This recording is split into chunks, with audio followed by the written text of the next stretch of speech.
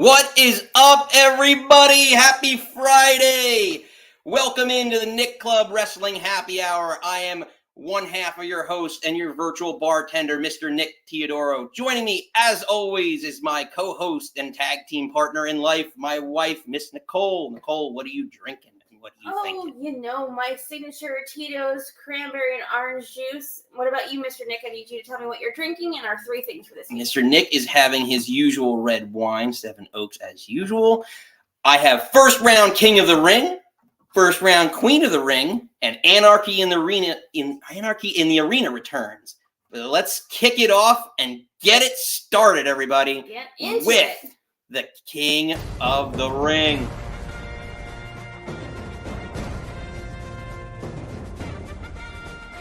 I just thought that was awesome. We're upping the production value here. Like Robin Hood, we're about to use some fucking archery right now. Damian Priest is gonna come out. Hold on, we're having some issues streaming to Facebook, it seems. So I don't know what is going on here. We're hoping the issues get resolved. All right, well, but here on YouTube, we're working through it anyway. So first round. As always, we start with the ladies. So we had 3 opening matches. Io Sky and Natalya. We had Zoe Stark and my favorite, Ivy Nile. And we also had, I'm gonna get this right. Positive thoughts. Lyra Valkyria and Dakota Kai. How was my aim? Lyra Valkyria. Well, so I didn't do good. You're close, babe. I'm proud of you. All right. I got close enough. Lisa is back. Did you miss me? We missed you, Lisa. Welcome back. Welcome back in to the Nick Club Wrestling Happy Hour. Love you guys. So let's get right to it. Io Sky opened up, our former WWE Women's Champion, opening round of Queen of the Ring, taking on, Natalya, the wily veteran. Well, she is. Yeah, no. I didn't realize they said it was their first time they ever fought. I think the beginning was pretty stiff, like the missile drop kicks and like kind of the hits. Like it felt like, I don't know, very Natalya, like kind of like scrappy opening. Very stiff, and I kind of think like you knew Natty was going to lose. Like Io just dropped a belt at Mania. Natty's your wily veteran, as Nick says. A good safe pair of hands to make Io look good, but I kind of think Natty looked good in this, like with the superplex, and then she did the sit out power bomb. I'm glad that they kind of let her get some offense in. But still, of course, Io at the end was going to hit her moonsault and win. Yeah. I'm just also, side note, happy. This match went 10 minutes. That's longer than basically every single match in the first Queen of the Ring tournament. So I feel like we're starting off good. It was a fun match between, again, I think you can put Io as a veteran, 2 good women in the ring, a 10-minute cute, no, I don't want to say cute match, that's so terrible, but a good match, 10 minutes, Io comes on top. Yeah, no, it was phenomenal. Again, she's such a wily veteran, as I like to say. That's what I'm going with. In the ring, very fluid. A lot of springboards out of Io, and she's just great in the ring as well. So pairing them together, it was a great first round match.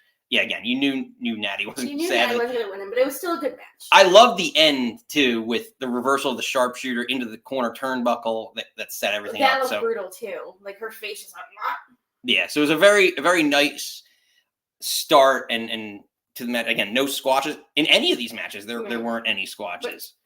So also, before you move on, at the end of this match set up the next match. They announced that Asuka was not medically cleared, so Dakota Kai was going to take her place, and later in the night we'll be facing Lyra Valkyria. Yes, Lyra Valkyria, which we'll skip around, but who, at least my notes on that match, her debut, her Raw debut, I wanted to see, well, no. We'll go back and forth. I mean, we're going to cover all 3, so, but I'm with you. I just think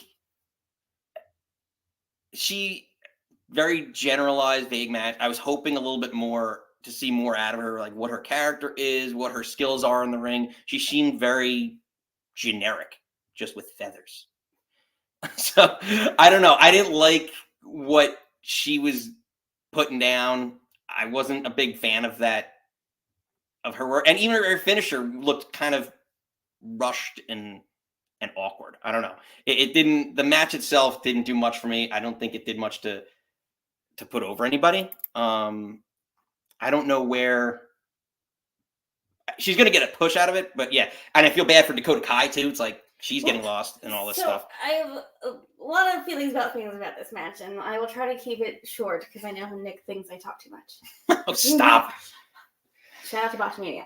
But honestly, what prompted this match was a Becky Lynch promo segment with Michael Cole. Morgan comes out. They have their little schmoz. We're just kind of talking like Liv is like, respect me. Then Damage Control come out, and then Becky and Morgan kind of square up, but like back to back, like, oh, we're gonna take them on. And then of course, you know, now that Morgan's heel, she rolls out of the ring. Damage Control starts beating up Becky, and then Lyra comes out to make the save, which again, it's still 2-on-3, and then everyone else bailed. It was the shot of getting Lyra and Becky standing next to each other, because I believe, again, correct me in below, but Lyra took the belt off, the NXT women's belt off Becky. Yeah, yes. She took it off Tiffy, and then she put it on Lyra, because also Irish girls gotta stick together. So that kind of, and I think that was maybe a better thing of like having her do this big entrance, because we still necessarily don't know her yet. Again, if you're not watching NXT, they did do a promo package. Don't think it did much for her. I know, like, when we get to the men's, like, they did a promo video package for Ilya, and it made him look like such a badass, that all him bloody and doing all this stuff. And I don't think the one for Lyra really did much for her. I don't feel like she's really connecting right now. And I kind of said this previously, that a lot of the women in NXT, I feel, still need to cook more, and maybe they think maybe on the main roster she'll get that experience, maybe being around Becky and more veteran people. I don't know. She got beat up a lot by Dakota in this match. I'm not a huge fan. Yeah, I think they rushed up a bunch of people for no reason. Yeah. I don't know. But I'm a huge fan of Dakota Kai. I really liked her in NXT, even when she was a face and Team Kick and all that stuff. Like, maybe I just have like the history with Dakota that I was honestly rooting for her more. And I think she got, you know, I guess maybe that's how you get to root for the baby face, is to watch them like get beaten down and they come back and then they hit like a really, I don't like it's Nightwing. And it just, I don't know if maybe they didn't time it right, or maybe Dakota jumped too soon or too late, but it looked very awkward. And I was like, that's her, like, I just didn't do much for me. I'm hoping, like, again, you know, I support my ladies. I hope being up on the main roster with some veterans so can get some seasoning, start connecting with the crowd. Maybe this was, again, correct me down below, but was her first match on Raw, or maybe? Yeah, as far as I know. Actually, because this went less than Natty and Io, but it did go like almost 9 minutes, so at least it's still longer than all the women's matches last, 2022 they did it? When Selena won? I think that's 2022. But, so, progress, not bad, but I hope, you know, Lyra can only improve. Yeah. Well, yeah. Yeah. I mean, it wasn't a train wreck, but it wasn't great. But talking about, you kind of make a nice segue into, I guess, what was the mid-card match. And my favorite, Ivy Nile, relatively inexperienced on the main roster. Ivy Nile and Zoe Stark. Zoe Stark going over with the Z360 with Ivy Nile. I think this is a very athletic match. We saw a lot from both of them. Ivy Nile is just tremendously strong with those suplexes and the moves that she does. Yeah. She did Bulldog off the top, which I don't know. I mean, we haven't seen that much of her, period. But the Bulldog off the top, to me, because don't they call her the Bulldog or the Pitbull? Pitbull. I think it would be kind of cool to make that somehow her finisher, like a Bulldog off the top that she does. But ultimately, she falls. Zoe Stark's moving on to the next round. Any thoughts on that? Oh, some girls that need some more seasoning. I really love Zoe Starks. I really actually thought she looked really great in like the white. I think this is the first time we saw her in something that wasn't like black and red. It was a little rough, this match. I know we're doing Raw kind of out of order, but they filed the Ilya Ricochet match, which I don't think was a great spot to put this match in, because the crowd was so hot for that match that I feel like the crowd wasn't necessarily into this. And then once like there was Ivy was hitting kicks that was supposed to connecting, and then Zoe kind of like sold it, but then she's like, oh wait, I shouldn't sell it, like you're not actually connecting, and it was just kind of like a weird schmaz.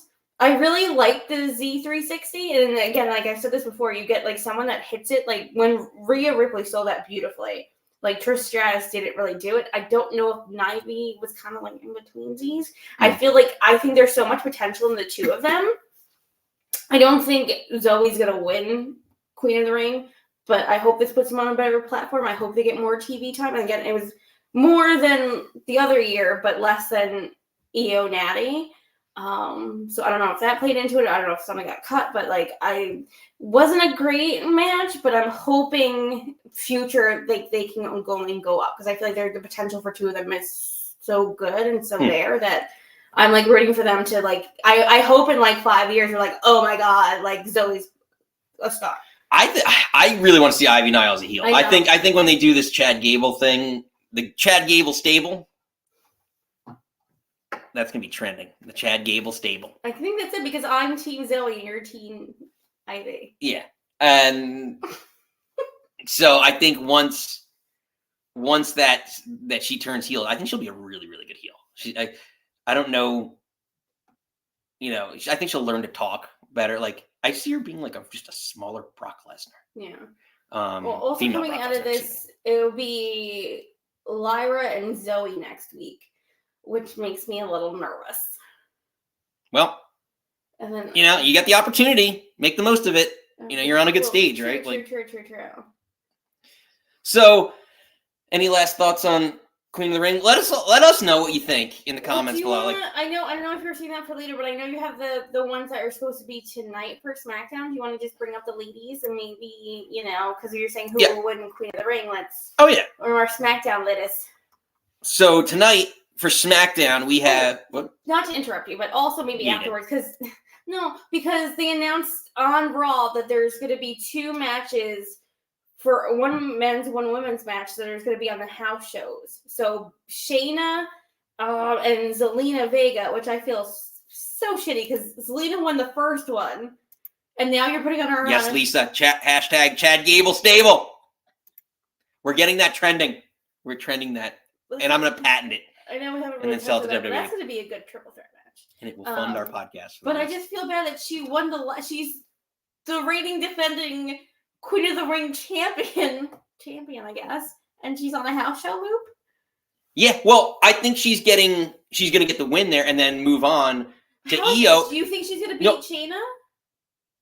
Yes, I think she is, because she's a reigning Queen of the Ring, correct?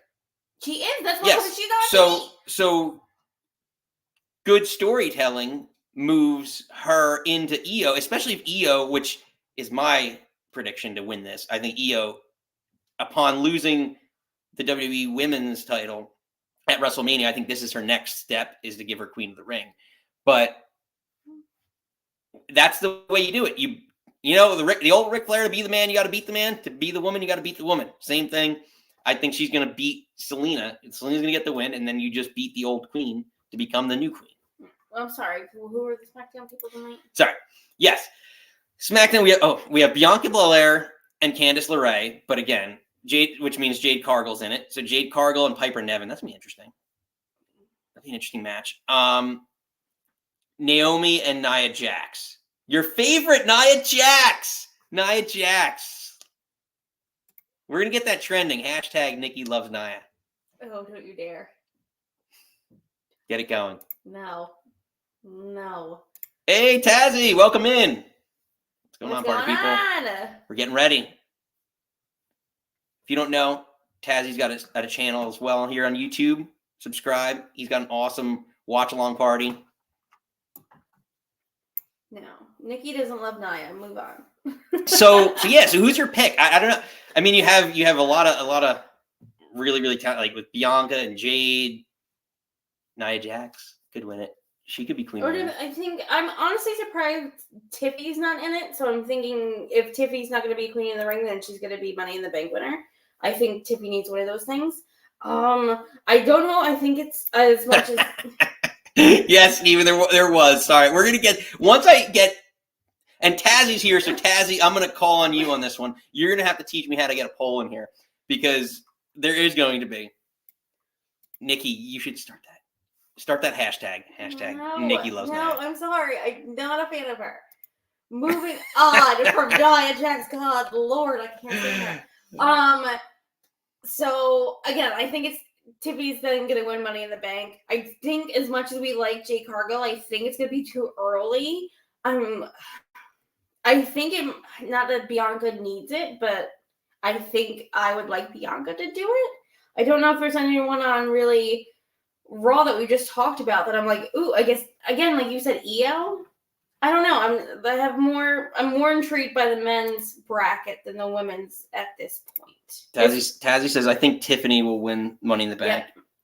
I think it was because everyone was speculating if she was in this bracket that she was going to win. And if she wasn't going to win, then she's going to get Money in the Bank. And I just love a heel with the Money in the Bank. And I think Tiffy with that briefcase walking around. Yeah. Oh my God, her with the custom pink one. Oh God. Wait, you tell me all the time that you hate pink. Yeah, but again, it's not my personality. It's Tiffy's personality. Oh my God. You know, I'm black and gray. But for Tiffany to have, oh my God, they shrink it and make it look like a little pink purse. I do love a custom Money in the Bank case. And I think it's a heel with a custom case is just so much more fun than, none of, I guess, more maybe. That's fair. Heels win it, but. Yeah. I mean, because it's a heelish thing to do. Yeah. Like, if you're smart, you're waiting for someone to be injured to do it. So it's really kind of, it's in general a heel thing. Like, an honorable thing to do is like, didn't John Cena do it the one time where he's like, I'm going to cash in at like that's when WrestleMania. He cashed in? I'll do it. But yeah. Like he called his shot because he's an idiot. Oh, because he's an honorable guy. Idiot. Just take the belt. Well, even heel Baron Corbin called his shot. Yes, Tiffany would be. And she would be. She would be, Lisa. She would, for sure. But Queen of the Ring, I don't know. I think I may be rooting for Bianca here. Yeah, well, let us know. We got a bunch of people chiming in now and joining the chat. So phone lines are open. So make sure if you want to call in and chime in, the link is in the description.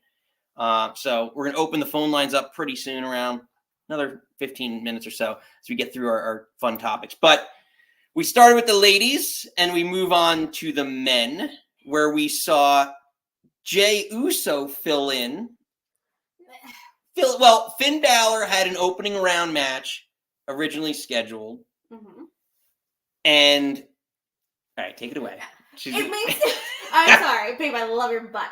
It makes no sense because before Raw even went on air, they announced that Jey Uso was taking the place of an injured Drew McIntyre. So Finn Balor's whole promo makes no sense. He's like, I'm getting a bye. I'm like, are you not following your company's Twitter page or, X, whatever the hell you want to call it? Like, this was announced well before, so I just feel like it makes Finn kind of look stupid. Yeah, I mean, it was already announced, so like everyone that was at that show was watching, like you knew Jay was taking over for Drew, unless you're like under a rock. But us as wrestling fans, this is our passion. Obviously, we do this as our side project. Like you're following stuff. Yeah. So I would think, like, I don't know. Again, sometimes I worry about like WWE thinks we're all idiots. Well, kayfabe wise, yeah. Like if you're going to the website and following along that much, yeah. But it was on there. Yeah, it's interesting. I personally would have loved the idea of King Balor because he's the prince becoming the king. The other thing too is I don't know, is this one of those where you become King of the Ring and you get the title, or do you become King of the Ring and you get a title shot like previous years where like Brock Lesnar I think won King of the Ring. He didn't do the gimmick and he just won the title shot, right? And in which case, storyline-wise, that makes perfect sense to me because now you set up something with him and Priest. I did like that line when he's like, well, the prince becomes the king, and I thought that was good. But like, I don't get if you want to get into the match, like, I just feel like maybe again, I protect my Irish people. I just feel like they kind of did Finn a little dirty in the finish. Because again, I'm not a fan of Jey Uso doing that spear. I don't think his spear looks strong, and now he's using it as a finisher against Finn Balor. Blows my mind. Like, you hate this. You hate his version. I don't know. Everyone uses a spear. Everyone uses in the grand course of the spear. And his spear's not great. And now magically it's his finisher? Because his cousin uses it. So now everyone and that's my it seems a ballerina doesn't make me a ballerina. Well, the spear's gonna be very important in this whole bloodline storyline because that is gonna be what sets up Rock Roman, or what has already set up Rock Roman, seemingly. So I'm just saying, you hate his spear for no reason. I don't. There's no. It just doesn't look. There's people that have better spears. We had that conversation. Yeah, and there's a lot of people who have way worse ones. But, I don't know. What do you say? Whatever. But again, this match went. Tazzy says Gunther for King of the Ring. I kind of want Andrade to win it. Interesting. Andrade, yeah. I don't know. I don't know if Andrade's ever gonna get like. I think he'd be a fun Money in the Bank winner. Andrade to me needs to be heel. He needs to be with the heel Selena Vega. Again, one of my favorite programs was Aleister Black, Andrade, Selena. That whole thing was chef's kiss to me. I think Andrade needs to be heel. And I don't know, like with him with Dom. Well, no, Dom's with Carlito. Never mind, I take that back. That was the other beforehand. But I don't. Again, Andrade to me shouldn't be a face. So moving on to another one of the Raw first round matches, we see Ilya Dragunov, and this is the exact example of like, even though he's been on the roster for like a while now, like some NXT call ups being great, like in their first match, Ilya Dragunov taking on Ricochet, super athletic match, which I knew Ilya had that ability and was great in the ring. Phenomenal match, back and forth, a lot of springboards between Ricochet, Ilya. He has an interesting finisher. Like I knew it was finished. I don't know what to make of it. It's like he's so fluid in the ring.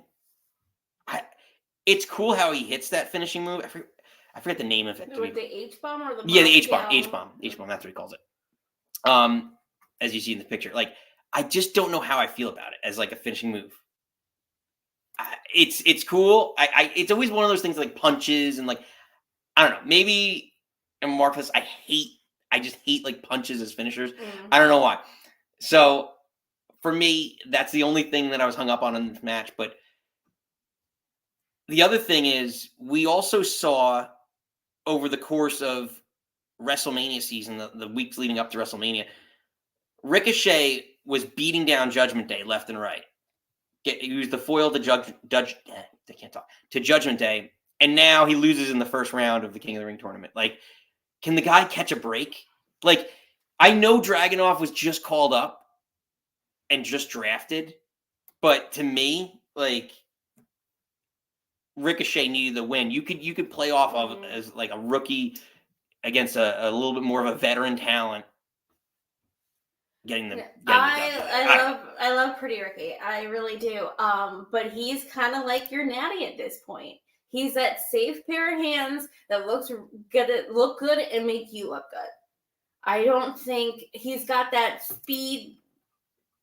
I want to say speedball, but really that speed rare championship that looks awful. Oh yeah. The ADD championship. Everyone was saying that they were glad that he didn't come out to this. But this was like a fun match, had a hot crowd. Again, that's why I think the other match suffered because they followed this.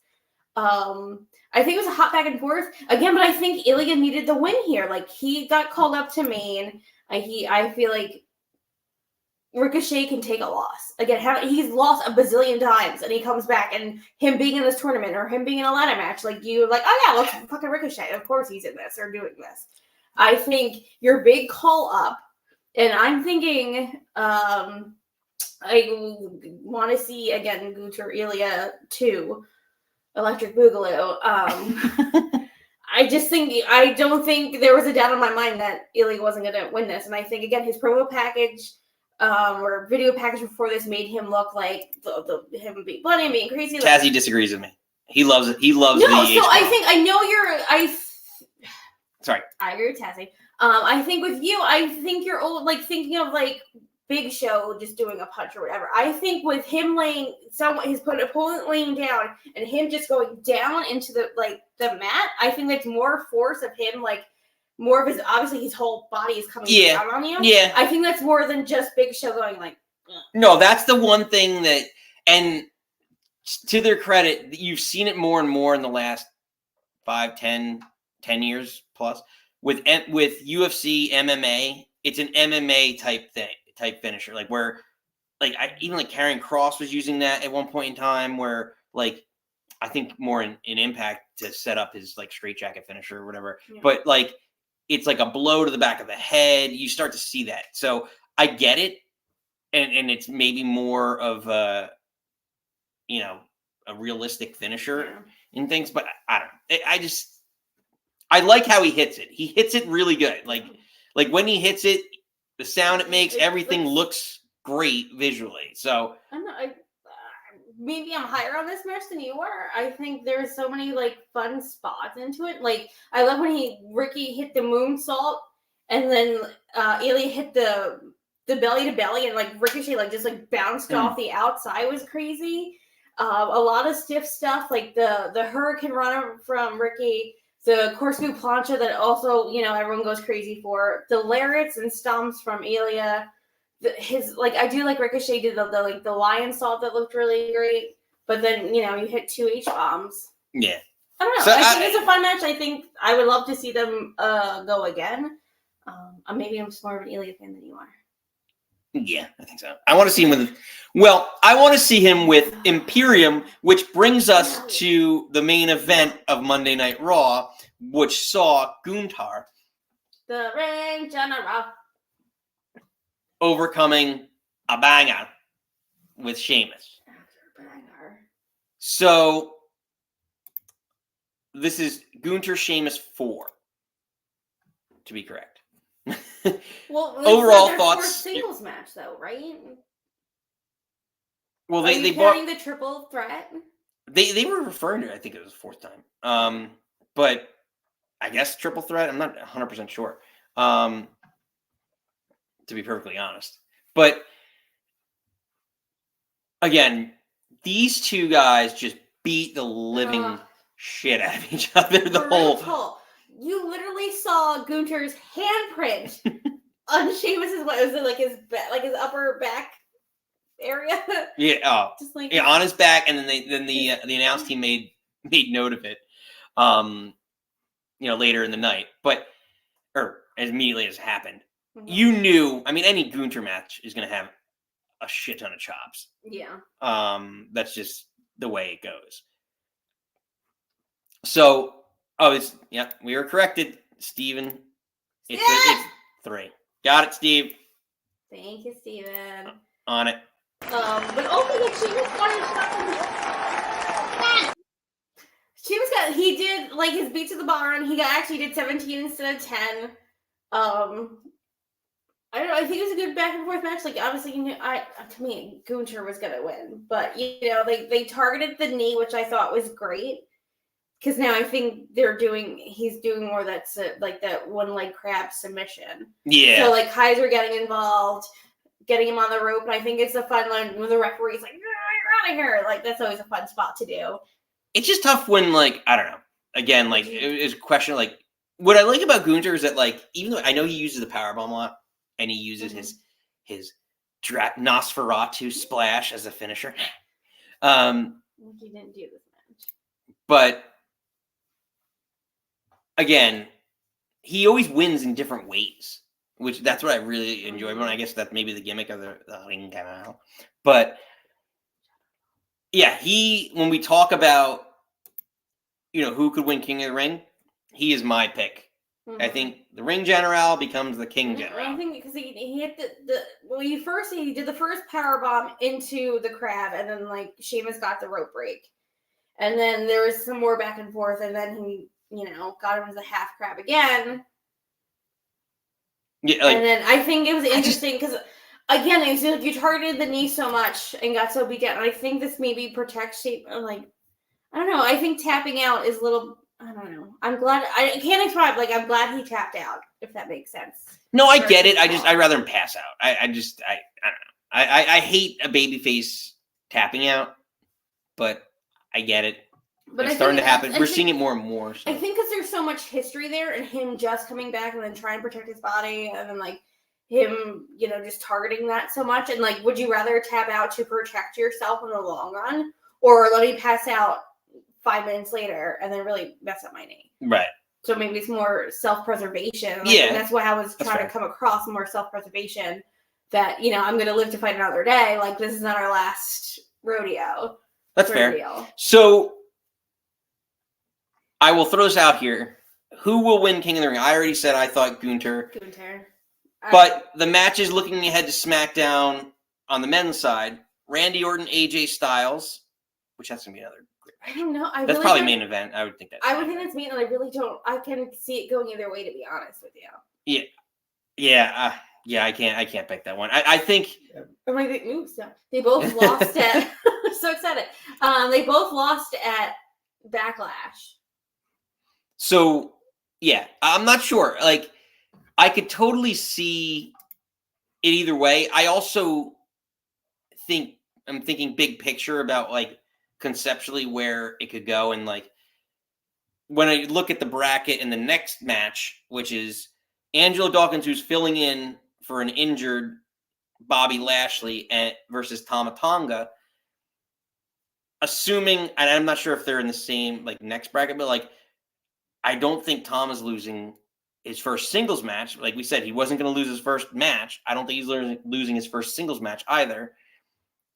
So it would make more sense for a face to be moving along. So I think Orton on the SmackDown side of things, probably. I don't interrupt you, my love, but it literally just hit me like a ton of bricks. Mm-hmm. His father is King Haku. Do you think maybe they give him out of the flipping gate, give him King of the Ring because his father was King Haku and Ming and all that stuff? That would be amazing. Most feared man in history?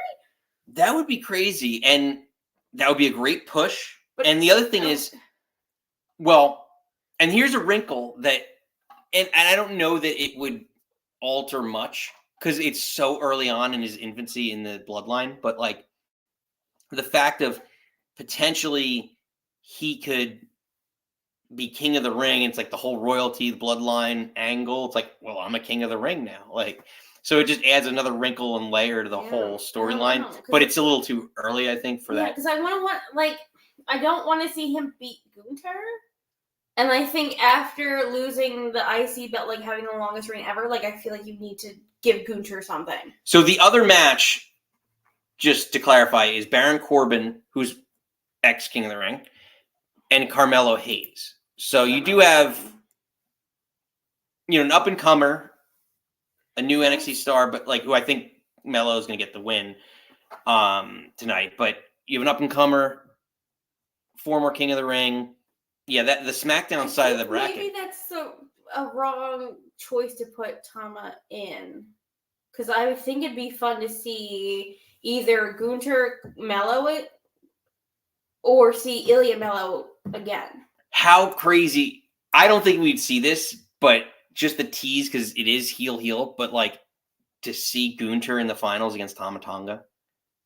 I'm like, I would be here for it. I don't know what's storyline. I just don't want to see, like, I really don't want to see a predictable final where you're like, I just know this. Like, even like, and I wasn't watching, admittedly, I wasn't watching it at the time, like when Stone Cold won, but I felt like as a fan, as an educated fan, that was just when I was getting back into it. But as an educated fan, I felt like I would have been like, Jake the Snake's character doesn't make sense as King of the Ring. Like, so like Austin being the ringmaster, whatever it was prior to that, like it just made sense, and like and everything coming up. So like I just feel like there's some characters that title just makes sense for, and like you just know, and in previous years sometimes you just know like, oh, the guy they're facing, yeah, it's going to be a great match, but they're just not going to win.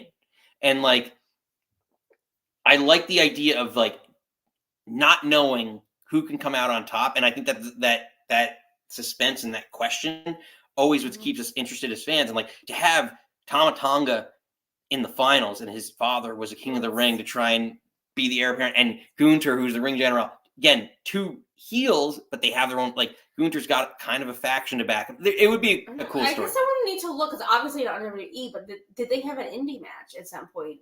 Like, I don't know if Tama went to XPW or Sure. Right, that's where he was, or right in XPW, where his place in Germany. Like, I don't know, or like Tama was just exclusively New Japan.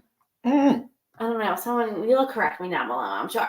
But again, I love seeing like first time matches. Like again, like you got like a new, and I think this is the point of this new era. Like I love seeing new. Give me something fucking new. And Tama, Gunther, I'm here for it. Like I don't know if it's gonna make sense to whatever, but like, do I want to see an exhibition match between the two of them? Yes, I do. Yeah, it would be, and I think Tama also has the ability to have the most success as a singles star, like between him and Tungaloa now, or whatever you want to call him, Camacho. like he had it. I don't know. I really love that. I try to get that across in our Backlash preview. Like when it was Randy and him in the ring together, and he just looked like such a crazy person, and they were making sound commentary. Like Pat McAfee was like, that guy's doing this to Randy Orton. Like he's not afraid of Randy Orton. So I love him being that crazy, maybe like his father, like unhinged. Like I'm not afraid of anything. I'll go toe to toe with anybody. So having that mentality against Gunther, I'm here for that. No, I'd love to see those choppy chops. It would be great. So I don't know. Let us know. What's the match you want to see? Who do you want to see win King of the Ring? Who do you want to see in the finals? I also had this question. We'll go back to it maybe when we open up the phone lines. I think that's better because we have one more topic to get to in our big three, and it is who's your favorite King of the Ring, and we're going to talk about that later. We're going to get because that's new to me. I know that's why I threw it out there. That's why we're just going to have an organic show. Yeah. So we'll get into it. But our third topic of the evening, we switch over to our friends at All Elite Wrestling. We're crossing the divide. Tony Khan's All Elite Wrestling getting back at it, where we see Kenny Omega fresh off of an injury with his diverticulitis and all, chair shots to the gut, and B triggers or BTE or whatever we're calling it, EVP and trigger and TPE and OPP and ADD. So fresh off an ass whooping. Let's just be honest. He's in the hospital. How you can't, aside from he's like in the hospital for this. Anyway, go on. So he comes out and basically says he still does, in fact, have a lot of power and sway because he is a VP, one of the four. I wonder if Cody still has stuff. Probably not. But anyway, I digress. So comes out and says he still does have power in matchmaking power, and he's going to have an Anarchy in the Arena match, which is this our third or fourth? Or I mean, it feels like forever. Pitting, what we're gonna call, I guess the Elite 2.0. I guess the Elite 2.0. That's what I'm gonna go with. Which is now the Young Bucks, not Jungle Boy. What is he calling himself? Crybaby? No, Cry Me a River. No, what? Scapegoat. Oh God. Cry everybody. You're doing your bit. Whatever he's calling himself now. Jack Perry. You're like that with Nia. I'm like that with Jack Perry. As well as Okada. Kazuchika Okada. So the Elite 2.0 are going to challenge 4 members of AEW. Of what Kenny Omega feels is AEW. Those 4 members. Okay. Oh, wait, would you like to talk? Or would you like... I would love. So going back to Kenny's promo, because I love Kenny, and you're making me upset. So he goes. Story of my life. This is what I hear. So this is what he's setting up. Yeah, so he was like, "Oh, thank you, Matthew and Nicholas, for saying it's not personal." And he's like, "As the EVP, it's not personal, it's business." And he's like, "As the EVP, then I'm going to take care of business before I take care of this business." And he like put it to himself. I was like, "Well, is he actually getting the surgery?" So interessance there. But he said that Double or Nothing would be the 5-year anniversary of their first pay-per-view. The whole really kicked off, AEW. So he's like, 5 years of Double or Nothing. Like, let's throw the rule book out the window. Anarchy in the arena, and it's going to be. He said, I think he said the new Elite. I don't know if you want to say Elite 2.0, but again, the Bucks. The new Elite. He says Okada with such his Japanese kind of accent, and then he says Jack Perry with such kind of venom. To me, I don't know if Kenny likes him because it felt a little different. And he said against Team AEW, he's like, the first 2 guys on my list is the best tag team in AEW, shots fired. Best tag team in history, shots fired, FTR. And he said the other 2 people will reveal themselves on I wrote it down, hold on. First come, first serve basis. And then he does his beloved, I bid you adieu, goodbye, mwah, good night, bang. So then you and I widely speculated when we were watching it, I was worried. I'm like, who is at that card level to be mid to high on the card, on the roster, that can go up to FTR to go against the Bucks? And I was like, so pause. Right. You need, to that point, what we were arguing with is you need people on that level, right? To Nikki's point, you need someone. So you have the tag team, right? Mm-hmm. You need an elite tag team. You have FTR, who he announces in his hospital bed, which, just to give him a little shout out because he's funny, he said it was a very authentic looking hospital bed. Yes, it was, Stephen. But I digress. But you need somebody in there that's gonna, now you need at least a top tier mid card guy and at least one main eventer. So yeah, we're going back and forth. Who's authentic to AEW? Like an AEW we say ECW originals. Who's an AEW original? Grown up there. Who's someone that a pillar maybe? A pillar maybe. So to be on that level, and we looked at each other and we're just like, and you did say Hangman. And I was like, okay, great. And then I'm like, yeah, Hangman Page would have been. And then I was worried. I was like, oh, is it gonna be Top Flight or who's Then I'm thinking all the lower guys or you did mention a bunch of random names. Yeah, or I'm blanking on them. Being the Elite, being the Dark Order, Silver and Reynolds, all these kind of or Private Party, these guys that kind of the younger kids that kind of are growing up right now. I'm like, well, they can't.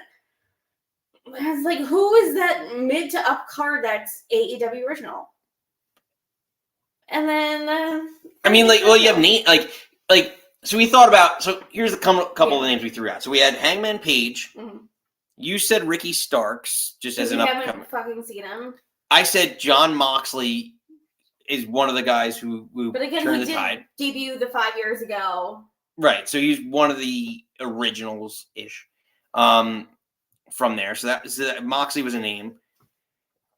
I mean, you could argue MJF is a big enough name, but what beef would he have kayfabe wise? Him coming back is not going to be that match, right? So you're losing a lot, I think.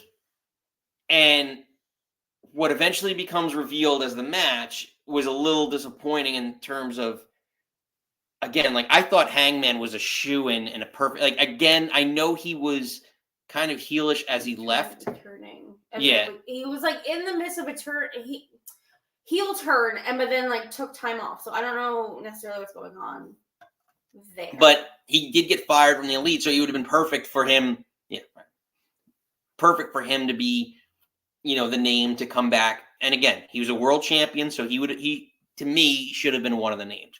Ultimately, the names that get decided are And to your point, to Kenny's point, a first come, first served basis, people to get his ass kicked by the Elite was Eddie, your favorite. My love, besides you, of course. Eddie Kingston. Eddie. And then we see Bryan Danielson, which I said, I called, I have to say it. We were sitting next to each other, obviously, as we always do, watching wrestling. And I said Bryan Danielson, which... I said no, it doesn't make sense. Which really, yeah. And it didn't, for a lot of reasons, but it also, like, if you're going to do Danielson, why not put Moxley as the other person? And the only thing I can think of is that this is just kind of a... for lack of a better word, and I don't have like kind of a sucker match for the Elite, the new Elite to get over. So when you have, and I know you love him, but like I wouldn't be shocked if Kingston eats the pin in this. Okay. You have someone there that can do it, and it's there's a little bit of tension already built in that can allow this. So I think it's obviously, but this might not understand. Like FTR and the Bucks have their thing, and then you have Bryan. That makes sense because he has the beef with Okada, and Okada injured him, and that was that whole big thing, and all that. So I get that, but necessarily I don't think Kenny should have called it Team AEW. But I guess Bryan Danielson is so AEW that he's on that committee that basically runs Tony. But to say that it's like Team AEW doesn't, like, for Bryan, I don't know, it feels weird. But I guess he does have that connection with Okada. My Eddie, doesn't necessarily fit for me. Like, I don't, is the connection with FTR, him and Danielson don't get along. Wasn't the one, what was the last art? Well, I know. Well, I think you just need him to come out like he did with the last Anarchy when he came out like looking crazy with the canister of gasoline. Right. Like, I don't know. A couple of my other notes that I wrote down. So we talked about FTR. He calls them the greatest tag team in AEW, which, you know, it's like, fuck you, Lucha Brothers. Like, good luck. I think Step aside. That was the fuck you to the Bucks. Well, it was, but like also like the Lucha Brothers are good. They're very good, and like they're an AEW original tag team. Like, and they made their name there. Like, it's sad to them. I feel like, but again, I get it. They're one of the best tag teams. I don't mean this to be like a negative thing, but it's just like I get it. Like, you're putting over a great tag team. I think Kenny said that to hurt the Bucks. Right. Not to put down any of the other tag teams.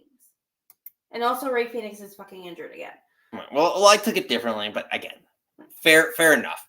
And then the other thing is, you know, was the timing right? Should they have just waited to just do a 4-on-4 when Omega was healthy? I don't know. That's just kind of a thought that I had in my head running rampant. It's like, why not just wait? And you have, like, if you waited, you have FTR, okay. FTR and Bucks have their heat, right? If you want to do that, the two tag teams are set. Kenny already built-in storyline, perfect. And then you can put Hangman in that other spot, and bam, there's your 4-on-4. That, to me, would have been the perfect thing to do. I don't know if the timing was right. I don't think, again, I was just like, they're not going to wait for Kenny because I feel like it's going to be a while for Kenny. And I think the money is Kenny Okada in an AEW ring. I don't know. I think it'll be a fun match. Again, I don't know. And the fun part about it is his AEW team is 3 of the 4 are not AEW originals. Yeah, again, like, FTR has been there long enough at this point. I know, like, Bryan is very hands-on backstage, but for him to be like, oh, AEW versus you guys, like, it doesn't. It's not at that point yet. And I guess maybe that's a testament to AEW that you have these homegrown kids that everyone sees as lower. That you're not building anybody. Again, they built MJF up. I think that's the really the only person I can say. And then unfortunately, he did get injured and carried so much and did so much and had to step away. But like going to WWE. Les Six Scots. Jericho, why am I blanking on his fucking name? Who was suspended. married to what's her face? Sammy Guevara. Oh yeah, like, him. Again, who should be a homegrown megastar? Yeah, that guy. Fucked up so much. Like, fucking broke man. Or Jeff Hardy's face. He could have been somebody if he didn't do all this stuff on the sides. Like Darby, if he didn't break his leg, and I guess he was trying to climb Mount Everest, but like him, and I guess Jack Perry, and it's just like Ricky Starks, what are you doing? Like, I feel like the Acclaimed, that again, I'm not really loving Max Caster right now, but like Anthony Bowens, like could have been something. Private Party, something. Like, you have these kids, or like, where's Griff? Where's the Dark Order? Like, you have these He takes them to a point. Kids, but you're so far down. Hook should have been. Hook has been the fuck out of there. He is, but he could have been their next big main event star. If Hook, you put in Hook instead of maybe either one of them, I would believe that. Like, he's AEW, but he's like halfway on a banana peel. Yeah, no, he's out. But like, that's sad. Like, they had such. Which then I wonder what. Like, I guess Taz would probably still. I mean, $20 is $20, right? Money's money. Money's green no matter what, and especially with the money, which apparently, just off topic, they gave like Mercedes Moné like $4 million a year. Like crazy. Bitch is making crazy money. Hasn't wrestled yet. You know what? That deal. Forget the gimmick. She is the CEO of AEW because she's probably making more, like enough money to be that. This is just don't. Tony, just do the right. Don't throw around money to just everybody. And I don't know if Ed's on, but like Ed and I had this conversation last night. And me and you had this conversation. I was not in love with watching AEW on Wednesday. You knocked down Swerve. And since he won the belt, he's got knocked out every week, and it makes me upset because he's a fucking star. Treat him like a fucking star. You had Serena Deeb out of nowhere knock out Toni Storm. I'm wearing my Toni Storm shirt. Mm-hmm. Love her. Why is she knocked? Like, you literally knocked out your two champions. Your top women's, your top men's laid flat on your show. Which babyface heat, but they're not really like Tony. To me, is not like true babyface. Like, I know like Swerve is more babyface now, but to me, still kind of like tweener. Like, that looks shitty. And then they had their openings. I know like the EVPs took over. The whole opening was the Bucks, Okada, and Perry. I'm like, you're not making your people look great. Like, why is your opening doesn't have your fucking star that has your belt? Like, no, it's fair. I went on a rant to you, and I went on a rant to Ed last night. I'm like, I love AEW. I want AEW to be good, but I feel like Wednesday was a fuck up. I really fucking. Well, so what you're saying, and this is the most appropriate. I know. It's bad booking. Just get it right. No, I want them to be good, and I feel like they're not trending good, and it makes me sad all day. So, I don't know. I mean, hopefully next week, everyone has bad nights. We have bad nights. Hopefully tonight's a good night. So tonight, actually, and we were supposed to make this announcement earlier, and I completely shit the bed on making this announcement. So tonight was supposed to be ladies' night. We had to reschedule. So ladies' night is getting rescheduled. So our first official ladies' night will be next week. Ladies. So get ready, and this is going to give us a quick break. So this is our preview for next week.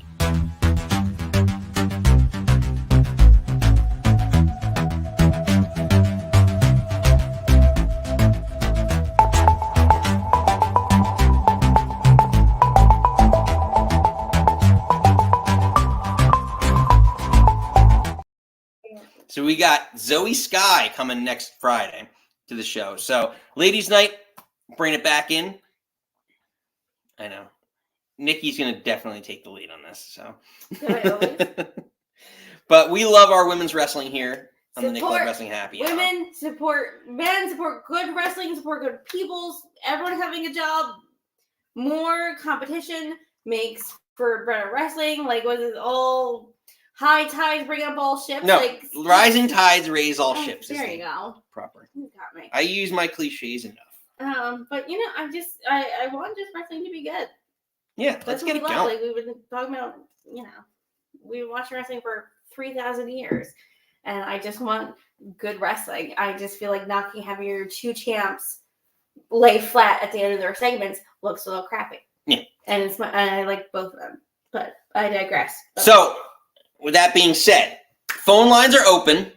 If you're new here, hit the like, subscribe button. We don't do that enough. We need to be doing that more. I put the like scroller, spike, and I the little tickler. I know, we hit the old Samoan spike on the like button. Booing our own.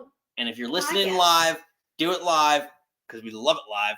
But regardless, we're going to open up the phone lines. If you want to chime in, talk wrestling, any type of wrestling. It could be from the 1980s if you were a fan back then and you want to talk about Hulk Hogan and Ric Flair and all that fun stuff.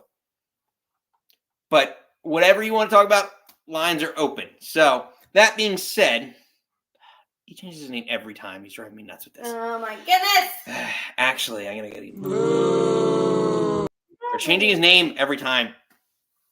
This is what happens when we up the production value of the show. We're going to bring him in, ladies and gentlemen. He corrects us when we are wrong. He's our statistician.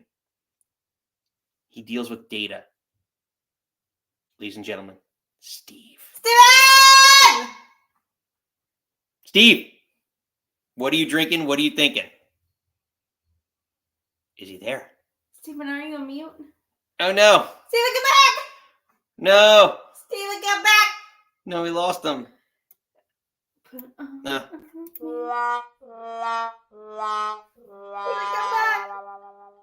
Oh, man. That went a little longer. I forgot that goes twice. I told you they go so long. They're fun. No. Oh, no, Steve.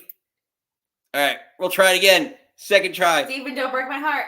Steve, bringing him in. We gave him a great intro last time. I'm not giving you a great intro this time, just in case. Steven, you there? Steve. Do you have him muted? No. Steve. Steve, you're breaking my heart. We lost them. I don't know. So, I don't have any other good cues, good drops for the for the dropped calls. Steve, you got to log back out and log back in. You gotta refresh your browser. This is like, are you on Edge? Are you on Chrome? Are you on Firefly? No, Firefox? This has been a show. We open it. We have technical difficulties across the board. We're not streaming on all platforms. We're streaming on the ones that like us right now, which is YouTube and Twitter. So if you're with us, we love you. You're probably going to listen on delay later, and we hope you enjoy the show. And if you're listening on delay, make sure you hit the like and subscribe button and check in live with us. We love going live. This is the fun of going live, just like on Raw. Fridays at 6 p.m., we do this show. So, all right, third time's a charm. Steven, don't break Third my heart. time is a charm, Steve. Let's see. Is he there? You put all the money in the sound effects. Woo! We did it! We got him here! Thank you. Thank you to everybody. Good night. What? What are you drinking? What are you thinking? I'm thinking, I've been staring at that window behind you for almost the whole show. There's this unusual blue light coming out of it. And I'm like, what is going on the other side of that window? The lighting is It's very... the storm. We have this storm windows. storm thing, so if it rains, it doesn't come in the basement. Is Dexter cleaning up his kill room on the other side there? Yes, he is 100%. Listen, you better watch what you say on this show because Dexter is listening in. Everybody, listeners, put in the chat, put in the comments what you think is going on the other side of that window.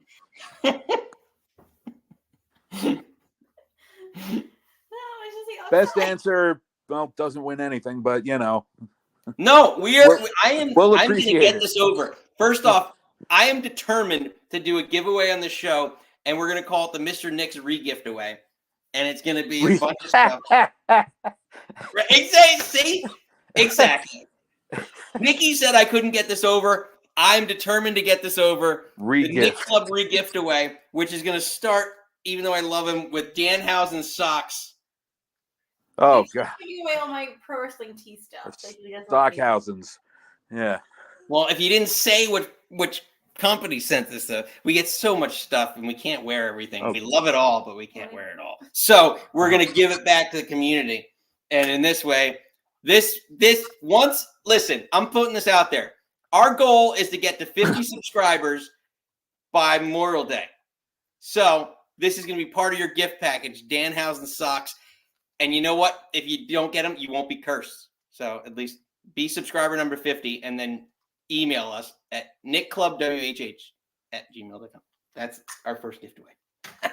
You didn't wear those yet, right? No, look, does it look like it? Look at this.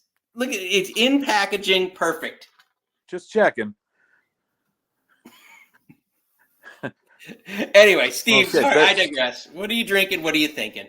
I actually have a drink today. I just yes. All right, hit the key. I know you're gonna.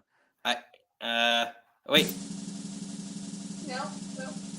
Oh, all right, we'll go with that. Yeah. I wanted a dark and stormy, so I went out and got the ingredients for a dark and stormy. After last week's show, where you mentioned this dark and stormy. No. Nope. No, that was something else. That wasn't last week. Dark and stormy is rum and ginger beer. Wait. Dark rum, preferably Goslings, and yes, ginger beer, which is What hard was to find. Last week's drink had something to do with the weather. Because we were in France, he was drinking champagne. Yeah, but wasn't it had something to do with the weather?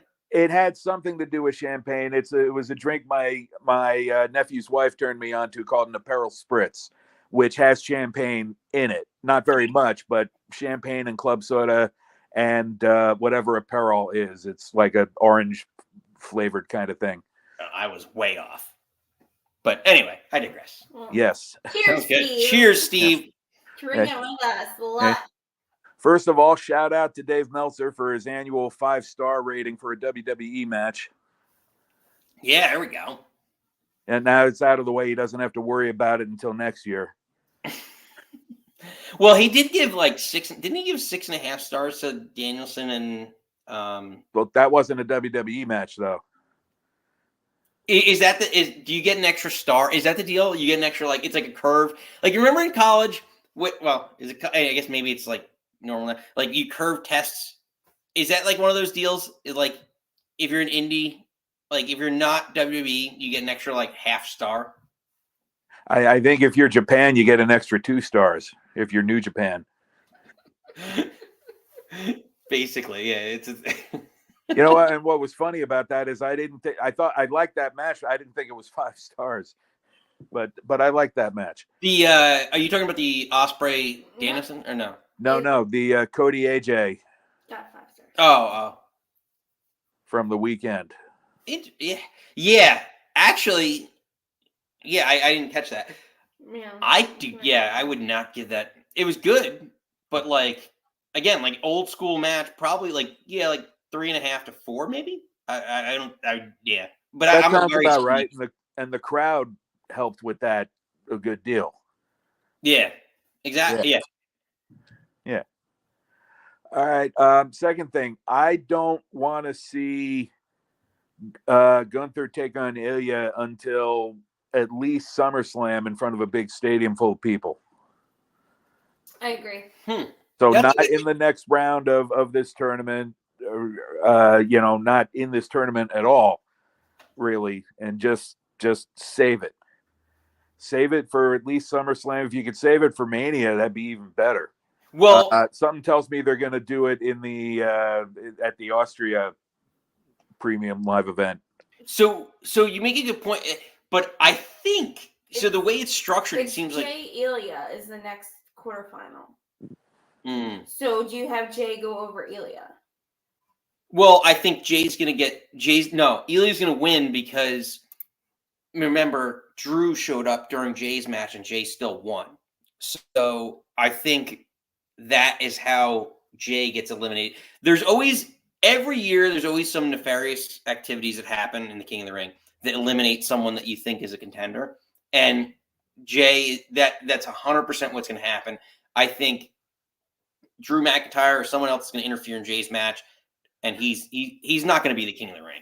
And I think Ilya moves on. The thing that I think is interesting is that, and I don't know yet, and I probably should have researched this more, but like, and if it were me, the booking should be to get to the, like, you're eventually going to mix Raw and the Raw draftees and the SmackDown, right? That's the final is where Raw SmackDown, but that's what Constantine was saying, that it would be eventually, you would think Ilya Gunter to go on to the finals at Saudi Arabia.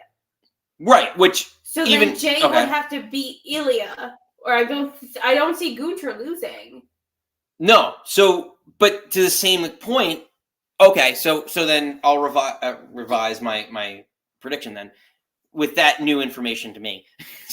So that being said, what I would say is I still think it's going to happen, because my whole prediction is that I want to see, like many other fans, Ilya with Imperium. So, and the only way for Ilya to join Imperium is to lose to Gunter. So he's going to win over Jay and lose to Gunter. That's what I'm calling it. But also, that's what Steve is saying. That you don't want to see that on a Raw. I know. Steve, I didn't mean to speak for you, but no, I know. But that's why we're all here. That's all right. but still, like, you don't want to see it on a Raw match. I get it, but like, he's still, to the average fan, a new superstar, the casual fan. So for him, and this is something I will say this. I know for a fact, is it Shawn Michaels, one of the NXT coaches, if not Shawn Michaels, on one of the documentaries said that, like, who you come up to the main roster as is not who you are at NXT. So that being said, you have to view it as, yes, he has a great history of being a phenomenal wrestler in NXT, in WWE lore, right? But he's coming up with a clean slate at the main roster, and you're viewed as a rookie. So that's what I see is, like, Gunter's been up there, been successful. He's the ring general. He's going to come out and beat him and show him the ways of, like, if you join up with me, that's why people join stables. That's why these guys are the followers, right? And that's kind of my ultimate thing, is that he's going to face him. And I know, Steve, to your point, yes, on a bigger stage, that match would resonate. However, you can still save that match, start it now, and make the bigger match later, a year from now, when he breaks up with him from the stable. So that's kind of you can start the storyline now or soon, but don't have them face each other until one of the big time premium live events. That's fair. I mean, I get it. Like, when you see what they can do, and, like, there's so many talented wrestlers on the roster that, like, and NXT, like, we were talking about this the other day with oh my god, Djokovic. Yeah. And, like, he had a phenomenal, like, his Keith Lee matches from back in the day. I remember, like, Nikki and I were in that party. Like, you told me how great he was, and he was great, but, like, I don't know. Him and PWG, him and Indies were so great. Then he came on the main to NXT and is a little weird. And then he had those phenomenal matches with Keith Lee again. And then they changed his name 4,000 times, and how you spell it 4,000 times. And then he went away, and he was, T-Bar for He was with a mask. I think it was not Regeneration. What is it? Retribution? That's what I said. So then he's back to being that. So, like, I don't know. But it takes time. But not everyone's going to be. Him and Gunter have also said publicly that they don't want to be a tag team. Yeah, which is why they're going to be a tag team. Steve, so tell us 3 things. What is your third thing? One last thing. Mm-hmm. I doubt this person is listening, but to the guy who was hassling Sky Blue at the match yesterday, I know exactly the type of guy that you are, because I was around those people for 20 years. Leave your kid with the wife and check into the nearest Motel 6. Fuck you. Exactly. I just want That's to a great. fuck that guy. Fuck that guy. Fuck that guy. You know what it is. Well played. That's a great idea. I think because she was Sky Blue was wrestling Rachel Ellering in an ROH taping, and there was a gross human being with a child saying the grossest things to Sky Blue. He got ejected, and I think Rachel Ellering posted on her Twitter, it's like, sexual harassment is not heckling. Like, don't, like, again, we support women here, all women here. We love women wrestling. Like, don't be, guys, don't be gross. Like, that's the grossest fucking thing. I don't know how you are raised as a person to just think you can say that to somebody, whether you're at a sporting event or not a sporting event. And I'm glad Aubrey stepped in to defuse the situation to get security in. Rachel Ellering protected her. It's just like, again, Steven, I just want to chant, like, fuck that guy. Like, again, we can be critics, and like, I'm critical of wrestling here, but like, to be disgusting, to degrade a woman the way he did is absolutely fucking disgusting to me. And Steven, thank you. And agreed. You cannot like a person as like or rest, but like the way, like, could you imagine like a woman like yelling at a man like fucking Jack Perry, like, wow, like, no one fucking says that, Chad. No, you can't even think it, because again, I married her. I know she's a great person. Like, we're both great people. Like, it's just be a good person. Don't like. And I also wonder, like, it's interesting, like what's great is, like, you have Aubrey, who's a female referee, like, hearing all this, so like made sure to act quickly and get the guy out. Like, to like, how do you, like, with a kid right there, like, how do you say some of that? Being so disgusting. And just awful. Just but like, I don't want to end this on a downer, but like, people like be like, this is maybe not beyond wrestling. Like, be kind to each other, be respectful of each other. Like, people are going through stuff. Like, exactly, shaking my head. Yeah, it's just like, you don't, just because you pay money to do a thing doesn't mean you can say every gross thing. And this poor girl, and like, I don't want to say poor girl, like putting Sky Blue in anything, but like, she's out there doing her job. She's out there to entertain people, not to be grossed out or harassed by some piece of shit. Right. And again, when you go to wrestling places or to be a spectator, you can cheer, you can absolutely boo, but you absolutely can't say the shit that guy said. Like, don't be fucking disgusting. Respect people, respect women, respect men. Don't be disgusting.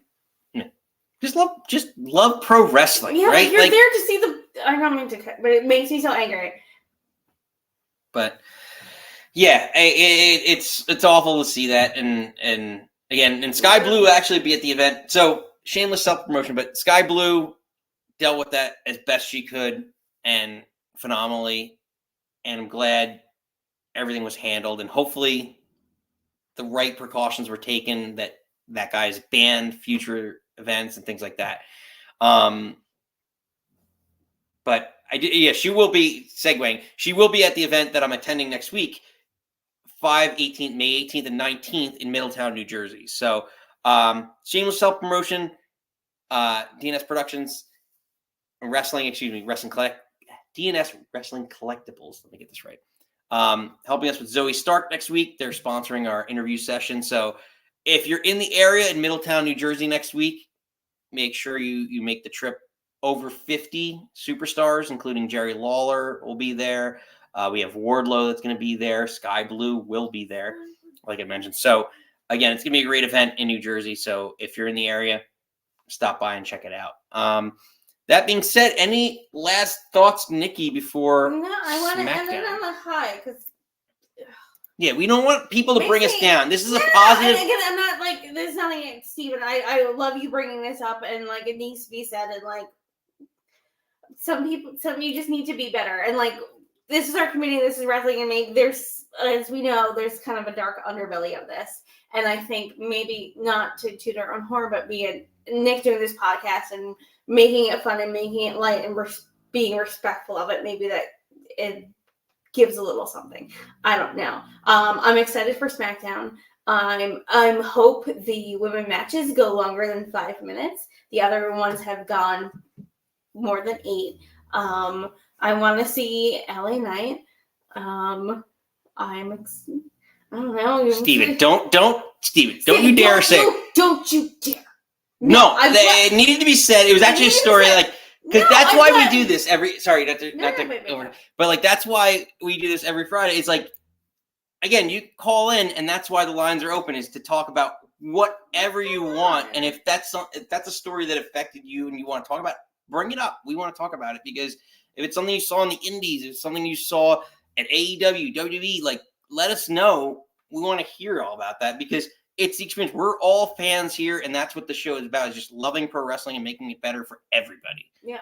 And it's more of like, that's it, like one bad apple spoils the cart. It's like there's many of us that like love pro wrestling, respect pro wrestling, and love everybody that doesn't. And you have this one piece of shit being a piece of shit.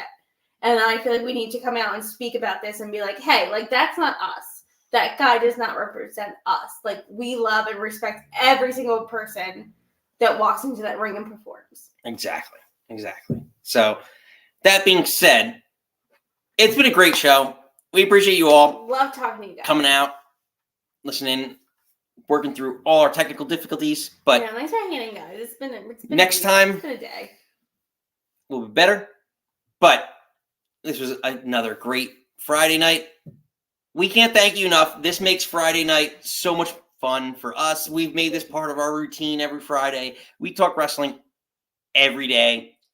Every day. Now we get to talk it with all you in a different scenario. So if you're new here, if you're one of the new people listening to us live, we appreciate you. Hit the like and subscribe. We do this, again, if you don't notice it from the background, every Friday at 6. You can call in, talk about whatever you want. Wrestling related. Mickey loves doing that. I don't know why. And I'll never get used to it. But that being said, we appreciate you. Until next time, get your drinks ready, get your snacks ready. SmackDown's about 35-ish minutes out. So enjoy wrestling. Until next time, you don't have to go home. But you can stay here. Bye.